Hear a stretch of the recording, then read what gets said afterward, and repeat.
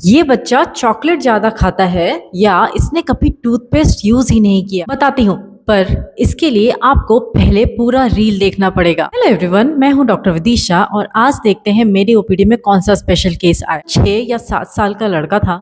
इसके इतने सारे दांत ब्लैक कैसे हो गए और मसूड़े इतने रेड क्यों हैं? एंड स्पेसिफिकली अगर आप ध्यान से देखेंगे तो इस दांत में सिर्फ कैविटी नहीं है बल्कि इस दांत के मसूड़ों में भी इन्फेक्शन है जहां से पस डिस्चार्ज हो रहा है एंड इसकी वजह से पेशेंट को काफी पेन भी है। तो ये केस सिर्फ कैविटी का नहीं है, सिर्फ दांत में सड़न का नहीं है, बल्कि केस है डेंटो एल्वोलर एब्सेस का। कारण होता है दांत में डीप कैविटी होना, पल्प में इन्फेक्शन होना और ये इन्फेक्शन दांत के साथ साथ दांत के अराउंड जो हड्डी होती है, जो बोन होता है, उसको भी इन्फेक्ट कर देता है। ओवरऑल अगर आप देखेंगे तो ऑलमोस्ट सारे दांत इसके ब्लैक हो चुके हैं एंड ये case severe early childhood caries का, जिसका मेन कारण होता है poor oral hygiene, time snacking या फिर सोने से पहले भी कुछ मीठा खा लेना या कुछ भी स्टार्ची खा लेना। और पेरेंट्स को लगता है मिल्क टीथ ही तो है, दूध के दांत हैं, गिर जाएंगे। पर सच ये है कि मिल्क टीथ में इन्फेक्शन की वजह से होता है बच्चों के दांत में दर्द, सूजन, यहाँ तक कि परमानेंट दांत भी डैमेज हो सकते हैं। इनफैक्ट अगर दांत खराब होते हैं तो बच्चों के ग्रोथ और न्यूट्रिशन में भी असर पड़ता है।